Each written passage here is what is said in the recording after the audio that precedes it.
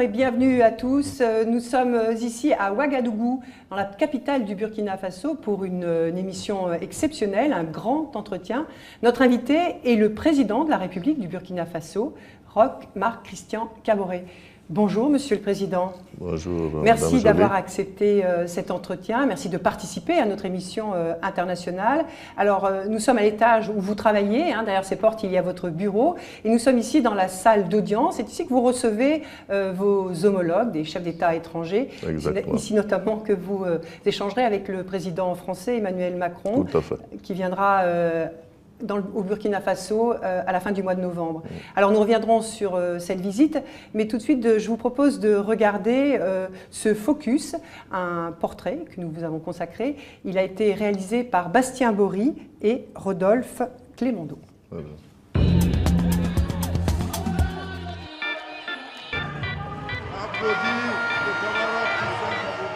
Nous pouvons être sûrs et confiants que nous ferons un coup KO. Au soir de votre victoire à la présidentielle, l'accolade avec votre opposant n'a rien d'un coup KO. Vous êtes l'un des rares chefs d'État burkinabés issus de la société civile et non de l'armée. Alors votre marque, Monsieur Kaboré, serait-elle le rassemblement? La preuve, c'est l'armée que vous tentez très vite de réformer. Nous avons besoin d'une armée républicaine, d'une armée apolitique et d'une armée opérationnelle. À 27 ans, des études d'économie à Dijon en France font de vous un directeur de banque et un militant communiste. Avec votre ami Thomas Sankara, ses poings levés contre main tendue, mais avec le même goût pour le sport. Avec son ennemi, Blaise Compaoré, vous obtenez le ministère des Transports, puis celui des Finances. Mais après votre élection à la tête du Burkina Faso, 2 attentats djihadistes, dont le dernier il y a 2 mois, sonnent le glas des compromis. Vous devez adopter une posture d'homme fort. C'est le lieu pour moi de condamner avec fermeté cet acte ignoble et barbare. Derrière l'unité que vous pensiez bâtie, réapparaît le même champ de lutte. Pauvreté, sécurité, santé, gestion de l'eau. Et pendant ce temps, les Burkinabés concernés patientent. On est fiers, on le soutient, on l'encourage, on est avec lui jusqu'à demain. Mais demain arrive vite. Vous serez en 2018 à mi-mandat et une partie de ceux qui ont gardé un pied dehors après la chute de Blaise Compaoré pourraient redescendre dans la rue. Sophie Malibaud de RFI et Christophe Ayat du Monde nous ont rejoints. Alors, vous êtes élu depuis 2 ans à la tête du pays. Votre élection a été saluée comme une transition démocratique, mais aujourd'hui des impatiences se font sentir. Il y a beaucoup de personnes qui vous reprochent de ne pas aller assez vite, notamment pour éradiquer la pauvreté. Qu'est-ce que vous leur répondez à toutes ces personnes? Je voudrais simplement dire que je comprends bien l'impatience du peuple burkinabé face aux enjeux du développement et de la lutte contre la pauvreté. Mais en même temps, je voudrais simplement signifier que la lutte contre la pauvreté est une lutte de moyen et long terme. On ne peut lutter et éradiquer la pauvreté véritablement que lorsque nous avons mis l'ensemble des structures et je dirais même les projets structurants qui permettent de faire en sorte que nous sortions de ces difficultés que nous connaissons depuis déjà fort longtemps. Mais vous pouvez leur donner peut-être une date, leur dire d'ici 1 an, 2 ans, vous verrez les premiers résultats, vous leur donnez une échéance aux gens qui s'impatientent? Je voudrais dire déjà qu'il y a eu déjà des résultats. 2 ans de mandat que nous avons eu à mener, il y a eu quand même des résultats significatifs dans tous les secteurs, aussi bien dans le secteur de la santé, dans le secteur de l'électrification, dans les domaines de l'éducation. Et je voudrais dire également que toutes ces avancées, quand nous prenons par exemple ne serait-ce que la santé, nous avons pris une décision de la gratuité des accouchements, qu'elles soient normales ou pas césariennes, et également l'appui que nous apportons aux jeunes de 0 à 5 ans, qui est une subvention que nous faisons. Cette subvention et cet appui touchent 25% des Burkinabés aujourd'hui. Donc Monsieur le Président, oui. On peut le comprendre, les attentes sont énormes parce que vous avez beaucoup promis. Et ce que l'on sait aussi, c'est qu'il y a maintenant une société civile très agissante au Burkina Faso. Il y a ce mouvement, le ballet citoyen. Est-ce que pour vous, c'est un petit peu comme une épée de Damoclès ? Comment vous considérez ce mouvement? Ce mouvement, nous considérons que le mouvement, le ballet citoyen est dans son rôle citoyen. Vous savez très bien que, comme je l'ai souvent dit, la société civile est un instrument nécessaire à faire un rappel au pouvoir public sur les engagements et les mesures que nous devons prendre. C'est pour cela que, de notre côté, nous considérons que ce n'est pas une épée de Damoclès. Ils sont dans leur rôle, nous écoutons, et ce qui est positif que nous pouvons mettre en œuvre, nous travaillons à le mettre en œuvre également, s'il y a des rectifications à faire. Donc c'est pour dire que, vis-à-vis de la société civile, nous considérons que nous avons tout à fait des rapports où nous respectons chacun dans son rôle. Monsieur le Président, est-ce que vous avez l'impression d'être soutenu par les bailleurs de fonds? Est-ce que vous trouvez qu'il y a une prime à la démocratie? C'est-à-dire que les pays qui ont fait une vraie transition démocratique n'ont pas l'air d'être plus aidés que ceux qui ne l'ont pas faite. C'est vrai que, en tout cas, monsieur, ce que vous dites là est pour nous quelque chose de très important. Nous nous sommes battus dès le départ pour dire qu'il était important que les pays qui ont fait des élections et qui sont dans un processus démocratique, parce qu'au Burkina Faso, c'est quand même depuis 1960 le chef d'État civil qui a été élu dans notre pays. Tout le reste, c'était des coups d'État militaires. Et donc, de ce point de vue-là, cette prime-là n'existe pas. Et nous avons beaucoup insisté là-dessus. Néanmoins, ce que je peux dire, c'est qu'après l'élection, la table ronde des bailleurs de fonds que nous avons à Paris a été une table ronde qui a été positive parce que l'ensemble des partenaires qui ont participé ont fait des annonces qui étaient importantes puisque nous avions besoin d'environ 5 900 milliards de francs CFA. Nous en avons eu 15 000 en termes d'annonces. Maintenant, comme je l'avais dit également, il faut travailler à mobiliser ces ressources. Mais est-ce qu'elles se sont concrétisées, ces annonces? C'est concrétisé. C'est en cours pour certains, d'autres sont concrétisés. Je voudrais simplement dire que, comme je le disais, que ce soit dans le domaine de l'électricité, que ce soit dans le domaine de la décentralisation, un certain nombre de choses ont été déjà mises en œuvre. Donc, c'est pour dire que c'est des choses qui sont en cours. Oui, qui sont en cours et qui avancent. Et qui se mettent en place. Il y a une actualité, Monsieur le Président, qui concerne de très nombreux pays, le terrorisme, New York, il y a encore quelques jours. Alors, le Burkina a longtemps été épargné par le terrorisme, mais depuis que vous avez été élu, votre capitale, Ouagadougou, a été touchée 2 fois. La première fois, c'était en janvier 2016. Il y a eu 30 morts, 70 blessés. On écoute ce que vous disiez à ce moment-là. Pour ma part, je dirais simplement que vous savez que le terrorisme s'en fout complètement de la démocratie. Comme vous le savez, ce sont des personnes qui, sur la base d'une conception erronée de la religion, visent non seulement à disloquer les économies des pays, à créer le non-État pour imposer leur vision obscurantiste.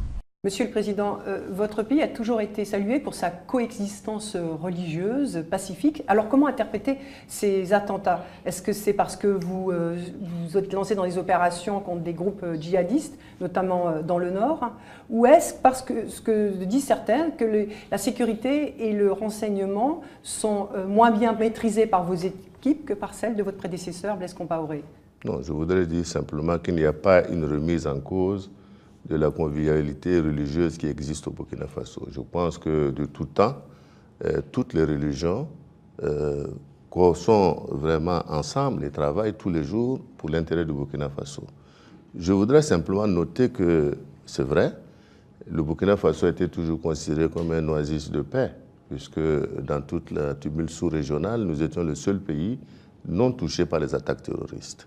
Mais justement, je dois rappeler, si vous permettez, que l'ex-président Blaise Compaoré a joué des rôles de médiation au Mali qui ont fait que, de façon constante, nous avons une certaine collusion. Je répète bien, je pèse mes mots. Collusion avec qui? Collusion avec les forces djihadistes qui sont au Mali.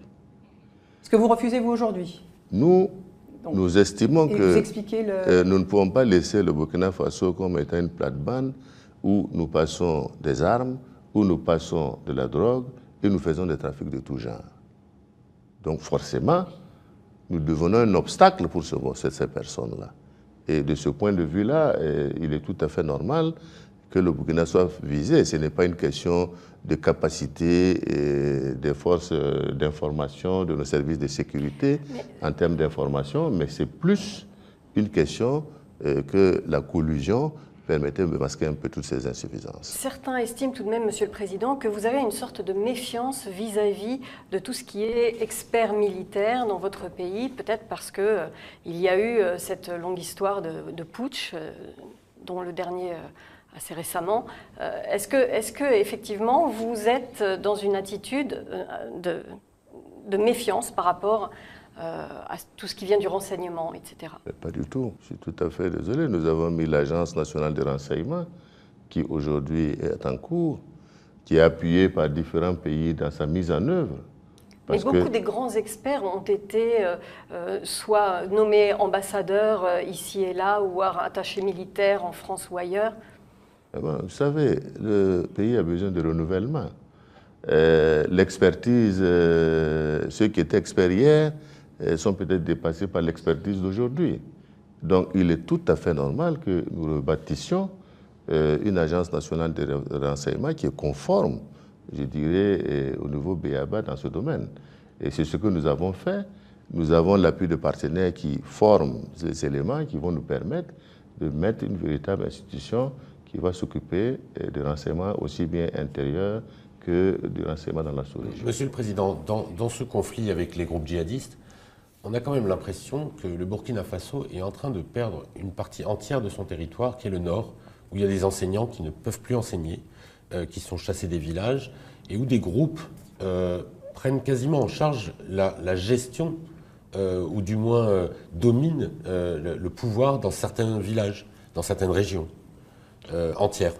Je pense que c'est excessif de penser que nous perdons une partie de notre territoire ou le nord de notre territoire au Burkina Faso. C'est vrai qu'il y a des points de récurrence dans un certain nombre de zones bien limitées dans lesquelles ces problèmes se produisent, mais je peux vous assurer que nous avons, malgré, je dirais, les actions spontanées qui sont réalisées ça et là, une bonne maîtrise de notre territoire.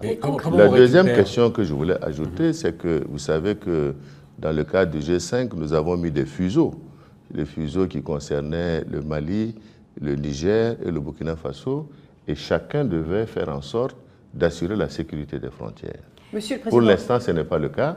Et évidemment, nous sommes obligés de faire face à des gens qui nous attaquent sur les premiers postes de notre pays et qui repartent au Mali. Est-ce que la solution est forcément militaire dans cette région-là du Soum, du nord du pays? Dans un premier temps, il faut assainir. Forcément, nous avons dit qu'il faut également mettre en place des projets de développement qui permettent aux gens de se sentir concernés par le développement du Burkina Faso dans son entièreté.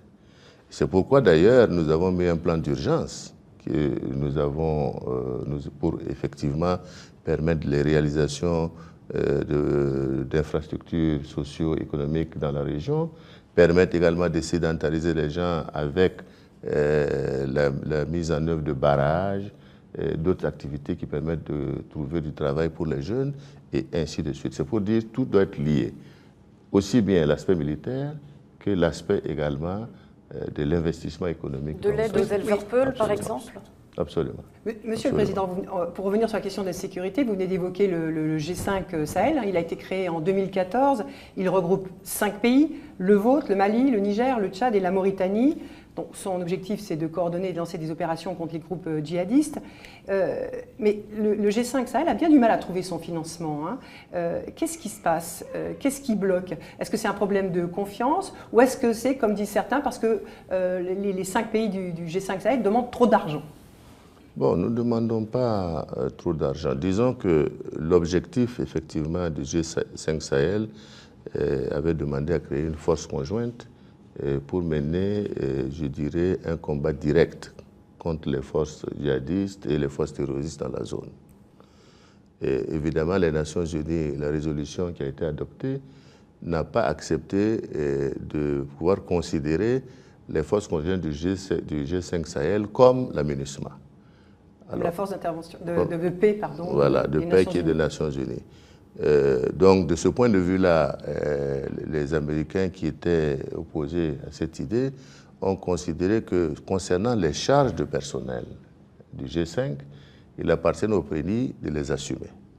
Mais comme nous l'avons dit, vous ne pouvez pas les assumer. Nous l'avons dit, il serait quand même difficile d'envoyer des troupes combattantes sur le terrain à des conditions de salaire qui sont au minimum par rapport aux troupes qui sont de l'aménagement qui sont sur le terrain. Oui, mais ces troupes défendent votre territoire. Non, parce que c'est des troupes qui défendent les territoires, mais qui sont capables d'agir de façon synchronisée avec Barkhane sur le terrain, dans des zones précises d'autres pays. Justement, est-ce que vous trouvez que le mandat du G5 Sahel est vraiment clairement défini? C'est la lutte contre le terrorisme ou c'est la lutte aussi contre tous les trafics frontaliers? C'est tout, parce que tout est lié. Les trafics, le terrorisme se nourrit des trafics. Donc forcément, il est impératif de lutter, y compris contre le terrorisme et contre les trafics également. Donc le mandat pour nous est clair. Aujourd'hui, on se réjouit que, évidemment, l'Union européenne a apporté sa contribution, la France, les pays membres du G5 apportent leur contribution, les États-Unis, et nous attendons la rencontre de la table ronde des partenaires financiers qui aura lieu en décembre à Bruxelles, pour voir un peu plus clair, je dirais, dans le financement du G5. Dans un pays voisin, le Niger, il y a eu récemment une embuscade dans laquelle 4 soldats américains ont été tués. Et on est en train de découvrir qu'en fait, ils n'étaient pas du tout en mission de formation, mais en mission tout court, sur le terrain, pour appréhender et tuer des terroristes. Est-ce que dans votre pays, les troupes américaines sont présentes et qu'est-ce qu'elles font exactement ? Je dois vous dire que dans notre pays, il n'y a pas de troupes américaines qui sont présentes au Burkina Faso dans ce cadre-là. C'est-à-dire, est-ce que elles sont présentes pour faire de la formation ou pas présentes du tout? Notre coopération avec les États-Unis, c'est essentiellement des relations de formation. Coopération militaire, comme nous avons d'ailleurs avec la France et d'autres pays, qui viennent de temps en temps nous apporter le concours au renforcement de la spécialisation de nos soldats. Mais c'est ce qu'on disait au Niger aussi. Voilà. Mais en dehors de ça, nous n'avons aucune troupe américaine chargée d'une mission spécifique au Burkina Faso. Ça, je peux vous donner cette assurance-là. Alors, Monsieur le Président, avant de revenir sur les développements de l'actualité dans votre pays, nous souhaitions vous entendre sur la question du franc CFA. Cette monnaie est commune à 15 États, c'est un héritage de la colonisation. Aujourd'hui, elle fait de plus en plus débat et on écoute un économiste, pour certains, elle est un frein au développement. Le franc CFA profite à l'élite franco-africaine, les grands groupes français qui sont installés en Afrique parce qu'ils peuvent faire des bénéfices, les rapatrier sans problème. Et puis, cette élite africaine qui peut s'offrir des appartements à Paris parce que le CFA, c'est la garantie de convertibilité avec l'euro et puis c'est la liberté de circulation des capitaux. Et donc, les populations africaines qui sont rurales, à 70%, ne bénéficient pas de cette monnaie. Quand vous sortez de nos capitales africaines, vous avez l'impression d'être dans des économies sans monnaie. Vous avez l'impression qu'il n'y a que du troc. Vous ne trouvez pas d'argent. Monsieur le Président, alors est-ce que, quand l'on entend cet expert, est-ce que les États africains, dont le Burkina Faso, ne devraient pas rompre avec le franc CFA? Vous savez, la question de la monnaie est une question qui est sensible, d'une part, mais je voudrais simplement dire deux choses. La première des choses, c'est que nous devons discuter du franc CFA en quittant le chemin de la rhétorique classique. Le second aspect... La rhétorique classique, c'est-à-dire la rhétorique qui fait que c'est un débat de type politique. C'est-à-dire lié à la colonisation? Non, de type politique. Type politique. C'est-à-dire que nous disons, parce que quand je parle de rhétorique, c'est pour dire que depuis 1960, lorsque les États africains ont acquis l'indépendance politique, le débat sur l'indépendance économique s'est posé depuis cette époque-là. Donc je dois dire que le débat sur l'indépendance économique et la monnaie, ce n'est pas des débats qui sont nouveaux. Mais il faut qu'on avance. Pour avancer, il faut que nous ayons l'analyse qui consiste à dire que nous ne pouvons pas aller chaque pays africain indépendamment à une monnaie. Pourquoi? Nous devons travailler. Non, parce que les bases économiques ne permettra pas de sous-tendre véritablement la qualité de cette monnaie. C'est pour cela qu'au niveau de la CEDEAO, nous avons déjà engagé un processus de mettre en place une monnaie de la CEDEAO. Ce processus est en cours, nous y réfléchissons, nous y travaillons. Ce que je voudrais dire, c'est qu'une monnaie, qu'elle soit africaine, coupée de l'euro ou pas, a besoin de mener des opérations internationales, d'une manière ou d'une autre. Donc, réduire l'argument au fait que ça profite simplement à l'élite parce que ça permet d'acheter des appartements, ça permet aux élites de dépenser, c'est une manière restrictive. C'est pourquoi je dis que c'est un peu de la rhétorique, parce que finalement, est-ce que ceux qui ont leur monnaie aujourd'hui nationale n'ont pas des appartements ailleurs? Ce n'est pas ça la raison. Monsieur je pense que la raison... Oui. Que pensez-vous de cet argument selon lequel le CFA, en fait, c'est le bouclier de stabilité pour les économies africaines? Est-ce que c'est un argument que vous retenez? Non, c'est un argument qui a été retenu, je dirais, depuis le début jusqu'à aujourd'hui, mais je pense que nous pouvons tout à fait, et il appartient aux Africains de décider, de changer les règles du jeu. Moderniser le système. Voilà, nous pourrons changer les règles du jeu et je dois vous assurer qu'en tout cas, au niveau de la CEDEAO, nous avançons et je pense que nous pourrions en tout cas travailler à ce que nous ayons une monnaie de notre sous-région. Monsieur le Président, quand vous dites que la CEDEAO travaille à fabriquer sa monnaie pour la sous-région, est-ce que ça signifie qu'il y aurait deux monnaies ou alors on travaille à une monnaie commune qui ne serait plus rattachée au Trésor français, comme c'est le cas aujourd'hui, puisque aujourd'hui la Banque de France a une voix quasiment prépondérante dans la gestion du franc CFA? Techniquement, je veux dire, tout est possible. Nous pouvons effectivement avoir notre monnaie sans être liés forcément à la France. Ça, c'est possible. Donc, c'est pourquoi je dis nous avons intérêt un peu plus à nous concentrer sur les questions techniques, les questions économiques de la mise en place, de la réflexion sur la mise en place de notre monnaie, que simplement d'aller sur le fait que c'est une monnaie coloniale, l'Afrique doit être indépendante. Ça, c'est ce que j'appelle la rhétorique, parce que ça fait longtemps qu'on entend ça, il faut qu'on avance. Et c'est pourquoi je dis, l'Afrique, c'est le même problème. Nous sentons que si l'Afrique était unie, nous représentions une meilleure force. Mais aujourd'hui, malheureusement, bien que l'OUA, l'Union africaine, ait été mise en place, on constate toujours que c'est les questions politiques qui sont les plus dérangeantes sur la nécessité de pouvoir renforcer la capacité du point de vue économique de l'Afrique pour faire face, je dirais, et occuper notre place dans le monde, dans le commerce mondial et dans l'économie mondiale. Est-ce que vous réfléchissez alors à la création de cette monnaie nationale? Est-ce que vous avez déjà entamé des travaux sur cette question ou pour vous ce n'est pas une urgence? Non, mais je vous ai dit que c'est une urgence pour nous puisque la CEDEAO est déjà très avancée, les banques centrales y travaillent et je pense que, en tout cas, très prochainement, nous pourrons créer notre monnaie, c'est possible. Est-ce que vous attribuez la faiblesse des échanges interrégionaux à ce problème monétaire ou est-ce que ce problème de la faiblesse des échanges est tout autre? Le problème des échanges n'est pas forcément lié aux questions monétaires parce qu'il y a d'abord toutes les questions d'infrastructures routières, de transport pour pouvoir évacuer nos produits. Vous savez très bien que ne serait-ce déjà que les vols aériens pour aller en Afrique dans certains pays, on est obligé de passer par Paris, ce qui est aberrant, c'est ça les réalités. Et si nous avions, et c'est pour cela que la réflexion se mène sur la nécessité de renforcer les structures ferroviaires en Afrique pour permettre de transporter beaucoup plus de produits et de pouvoir faire des échanges intra, je dirais, pays qui sont plus importants. Et ça, c'est quand même, c'est plutôt les problèmes d'infrastructure qui sont les plus importants. C'est prioritaire. Voilà, ça c'est important. Monsieur le Président, poursuivons cet entretien. Dans 3 semaines, le président français Emmanuel Macron entamera un voyage sur le continent africain. Vous serez la première étape du président français. Il n'y en a pas eu de visite au Burkina Faso depuis 31 ans d'un président français.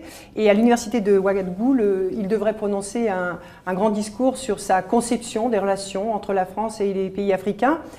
Pour vous, Monsieur le Président, est-ce que ces relations doivent évoluer? Est-ce qu'une page doit se tourner? Je pense qu'une page déjà se tourne, parce que du point de vue, en tout cas des premières impressions qu'on a eues de la politique que veut mener le président Macron, je pense que tout ce qui est France-Afrique, etc., il a décidé également de ne pas se mettre dans ces types d'activités. Donc nous devons avoir aujourd'hui des rapports d'égalité, des rapports d'intérêt réciproque entre nos différents pays et de respect mutuel. Je pense que cela est important et je voudrais dire que pour nous, nous l'écouterons à son arrivée sur sa vision de l'Afrique, de la jeunesse, etc. Et cela nous permettra de nous conforter ou pas sur sa vision. Mais finalement, est-ce que ce n'est pas une sorte de continuité, cette façon pour un président français de venir s'adresser ici au Burkina Faso, mais aux Africains dans leur ensemble? Certains critiquent, par exemple, la conception même d'un sommet France-Afrique. Là, c'est un discours France-Afrique, encore une fois. Non, ce n'est pas un discours France-Afrique parce que je pense que le panel auquel il s'adresse, ce n'est pas un panel de chefs d'État. C'est un panel qui concerne la jeunesse burkinabé dans son ensemble, universitaire et non universitaire. Et je pense également, et c'est la possibilité pour ces jeunes de pouvoir poser quelques questions pour mieux comprendre également ce que la France attend apporter comme renouveau dans ses relations avec l'Afrique. Puisque c'est le point de rupture aussi que les gens attendent. Et je crois que le premier sentiment, je dis bien, que j'ai, c'est que le président Macron est engagé à ce que véritablement il puisse avoir une sorte de rupture dans les relations classiques qui existent entre l'Afrique et Monsieur le Président, justement, quand le président Macron dit au G20 à Hambourg, ça ne sert à rien de déverser des aides en Afrique et notamment au Sahel, lorsque les femmes continuent à avoir 6 à 8 enfants, il y a un vrai problème culturel. Est-ce que vous avez l'impression que c'est un renouvellement, une rupture avec le discours français sur l'Afrique? Je pense que le président Alpha Condé lui a donné la réplique à cette époque d'ailleurs sur cette sortie malheureuse, que je considère comme malheureuse, et que pour l'instant, je mets, je dirais, au compte, je dirais, des erreurs nouvelles quand on arrive, je dirais, à une position donnée. Et nous verrons donc, lorsqu'il sera à Ouagadougou, si nous sommes sur la même tendance. À ce moment, ce serait une vision totalement erronée et que nous allons également remettre en cause, ça c'est clair. Et les Africains ne sont pas d'accord sur cette façon de voir les choses. Autant des efforts doivent être faits sur la démographie, autant il ne faut pas poser les problèmes sur le plan culturel, etc. Je pense que c'est une erreur. Pour vous, c'était une erreur. Mais il vous semble qu'il est bien conseillé sur l'Afrique. Il a autour de lui maintenant un nouvel aéropage de conseillers. Il a fabriqué un conseil présidentiel pour l'Afrique avec des gens qui ne sont pas des diplomates, qui sont des gens de la sphère privée, des chercheurs, des chefs d'entreprise, etc. Qu'est-ce que vous pensez de cet organe de conseil? Bon, vous savez, c'est un organe nouvellement mis qui n'a pas encore fait ses preuves, donc il m'est difficile de donner une appréciation. Je sais simplement que des compétences ont été choisies et certains que j'ai rencontrés m'ont dit qu'ils ne savent pas pourquoi on les a choisis, parce qu'évidemment ils y sont, on les a proposés. Mais il est clair pour eux que si la vision n'est pas conforme à une nouvelle conception des rapports entre l'Afrique, c'est pour mener le même train-train, il serait appelé à démissionner de cette structure. Donc attendons de voir, et à ce moment je pourrais vous donner mon appréciation sur le rôle de cette structure. Bien on sait déjà, petite indiscrétion, Monsieur le Président, que cette structure travaille beaucoup avec le Président sur l'élaboration du discours qu'il prononcera à l'université. J'espère, parce que je voulais dire simplement que ce qui est sûr, c'est que le président Macron vient avec une nouvelle équipe. Ce n'est pas toujours évident que les gens aient une bonne connaissance de ce qui se passe en Afrique, de toute façon. Donc, c'est pourquoi je pense qu'il peut y avoir des écueils par-ci, par-là, dans la manière de finaliser et d'avoir la vision sur la réalité de l'Afrique. Je crois que c'est important. Restons sur les liens entre la France et le Burkina Faso, Monsieur le Président. Il y a quelques jours, François Compaoré, le frère de l'ancien président, a été arrêté à Paris à sa descente de l'avion à Roissy, puis il a été remis en liberté conditionnelle. Aujourd'hui, il est sous contrôle judiciaire avant l'examen d'une éventuelle extradition. Alors, il est poursuivi dans le cadre d'une enquête sur le meurtre d'un journaliste d'investigation, Norbert Zongo. Ça remonte à 1998. Alors, on sait qu'en 2014, la France, au moment de l'insurrection, avait exfiltré François Compaoré avec son frère, ancien président. Qu'est-ce que vous dites aujourd'hui, vous, sur cette extradition qui est demandée de François Compaoré? Je sais que c'est une affaire de justice, mais est-ce que vous pouvez peser sur ce dossier? Est-ce que vous voulez peser? Non, je dirais que difficilement je peux peser sur le dossier puisque c'est une question de justice, mais en tout état de cause, pour ma part, je considère que c'est déjà une grande victoire que le mandat d'arrêt ait connu son exécution sur le sol français. Le second aspect, c'est que, évidemment, nous avons renvoyé dès le lendemain la demande d'extradition qui a été portée donc au ministère des Affaires étrangères. Et comme vous savez, une longue procédure va s'engager maintenant entre l'État burkinabé et François Compaoré et ses avocats.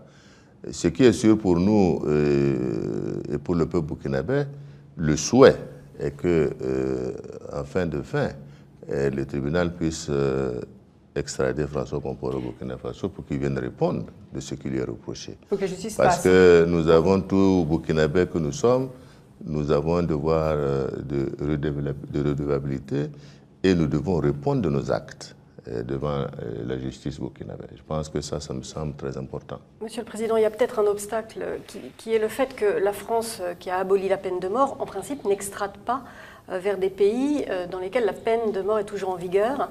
Est-ce que ce pourrait être un obstacle au retour de François Compaoré au Burkina Faso? Je voudrais dire que vous pouvez regarder dans l'histoire du Burkina Faso, il y a déjà plus d'une vingtaine d'années que personne n'a été exécuté. Et au Burkina Faso, je dirais, de suite d'un jugement. Deuxièmement, nous sommes signataires du moratoire sur la peine de mort. Et je voudrais également dire simplement que, pour ma part, ça ne devrait pas être un grand obstacle. Et nous travaillons également à voir un peu comment, au niveau de nos avocats également, ils pourront défendre notre cause en la matière. Donc je voulais simplement vous rassurer que la peine de mort, même si elle est dans nos textes, n'est pas appliquée au Burkina Faso. Et ça a été toujours notre position, bien que les discussions de la nouvelle commission constitutionnelle peuvent amener des progressions dans ce domaine. Monsieur le Président, est-ce que vous n'êtes pas dans une situation un peu compliquée, ayant eu des responsabilités sous l'Ancien Régime, des hautes responsabilités, ministre, président de l'Assemblée nationale, et aujourd'hui incarnant le renouveau et la volonté de justice, comment vous pouvez être à la fois comptable du passé et comment dire, l'incarnation d'une rupture avec ce passé? Je dois quand même préciser que les délits sur lesquels, les crimes sur lesquels ils sont poursuivis, c'est quand même des crimes de sang. D'un côté, vous avez François Compaoré qui est poursuivi dans l'affaire Norbert Zongo. De l'autre côté, vous avez Blaise Compaoré qui est poursuivi également dans l'affaire Thomas Sankara. Et je pense que de ce point de vue-là, en tant que citoyen, j'ai assumé mes responsabilités, aussi bien au niveau gouvernemental qu'au niveau législatif. Mais comme j'ai dit, comme tous les autres, si j'ai des casseroles quelque part, je répondrai également devant la justice. Mais je ne cesserai pas à me soustraire de la justice en quittant le pays. Et c'est ça, je dis, c'est le code d'honneur que chaque responsable de ce pays doit avoir. Est-ce que vous avez aussi un espoir, Monsieur le Président, que Blaise Compaoré revienne au pays à un moment ou à un autre? Bon, il a obtenu la nationalité ivoirienne. Est-ce que vous essayez de peser également auprès des autorités ivoiriennes afin qu'il rentre au pays, confronter la justice? De toute façon, je trouve que déjà pour un président qui, après avoir géré 27 ans un pays, change de nationalité pour se soustraire à la justice de son pays, c'est vraiment pas à son honneur.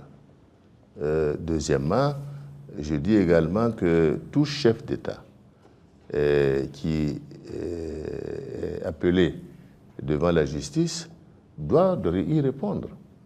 Et c'est pour cela que lorsqu'on nous dit Blaise Compaoré peut rentrer, elle va rentrer, nous disons il peut rentrer, il vient se présenter à la justice, comme certains, notamment le Premier ministre Luc Adolphe Thiaw qui était à Abidjan, est rentré pour se soumettre donc à la Haute Cour de justice qui les avait donc convoqués pour justement tout l'ensemble du dernier gouvernement. Il est rentré, il est parti, il subit, donc il répond devant la justice, c'est tout. Est-ce que de là où il est, il peut encore nuire à votre pouvoir par ces réseaux? En termes de nuisibilité, c'est déjà fait. Donc je peux vous assurer, c'est pour dire que les éléments et les informations montrent bien toujours un certain nombre d'implications sur, en tout cas, un certain nombre de situations que nous vivons aujourd'hui. Alors, Monsieur le Président, vous parlez de Blaise Compaoré et des soupçons de son implication dans l'assassinat de Thomas Sankara, hein, le président. Si vous voulez bien, nous allons revenir sur Thomas Sankara maintenant et regarder et écouter ce petit document sur ce chef d'État très jeune qui a été assassiné et qui est devenu une icône révolutionnaire. Sa politique vise à rendre au pays, alors l'un des plus pauvres du monde, la dignité et l'espoir.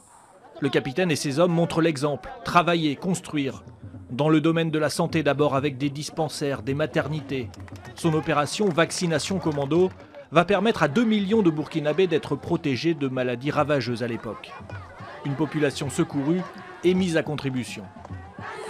En vous mettant à la tâche, vous avez décidé de vous prouver à vous-même que vous êtes capable de transformer la réalité. Une nouvelle réalité où chacun est responsable, où les femmes désormais prennent leur place. L'émancipation de la femme passe notamment par le coton, une des richesses du Burkina. Il faut produire et consommer local, dit Sankara. La révolution et la liberté passent par le travail. Projet ferroviaire, grands barrages. C'est aussi une révolution administrative. Chasse à la corruption, modestie du pouvoir. Sankara poursuit les corrompus, les tribunaux populaires font leur effet, jusqu'à parfois condamner des innocents, pas assez révolutionnaires. Quand un journaliste se demande quelle est la plus grande victoire de la Révolution, il dit que ce n'est pas les routes qu'on a construites, les écoles, les dispensaires, les barrages, tout ça vous pouvez oublier. Le plus important, c'est qu'on a donné confiance, c'est que le peuple burkinabé a pris confiance en lui-même. Et il peut devenir maître de son destin. La patrie ou la mort, nous vaincrons. Je vous remercie.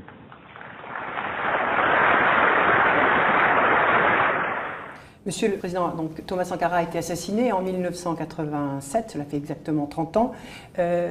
Au-delà du soupçon autour de Blaise Compaoré, un juge vient de demander à Paris la levée du secret défense afin de déterminer le rôle éventuel de la France. C'est important pour vous que Paris lève le secret défense sur cette... Je pense que ce serait une bonne chose, ce serait une preuve de bonne foi, quant à la manifestation de la vérité en tout cas. Mais quelle est votre conviction intime? Parce que vous avez suivi Blaise Compaoré quand il est arrivé au pouvoir. Vous êtes devenu un de ses ministres très rapidement. Donc vous avez peut-être une perception vous-même du rôle que la France a pu jouer. Je préfère que nous laissions la justice régler ces questions parce que les impressions individuelles sont toujours sujets à caution. Donc les choses sont en cours. Je pense que le dossier évolue. Il y a eu des inculpations qui ont été faites au nombre de 17. Et je pense que c'est un dossier qui va connaître aussi très rapidement un dénouement. Monsieur le Président, est-ce que politiquement, vous vous considérez comme l'héritier de Thomas Sankara? Est-ce que vous avez l'impression d'appliquer son programme ou finalement on a quand même un peu transigé le CFA, les bailleurs internationaux, etc.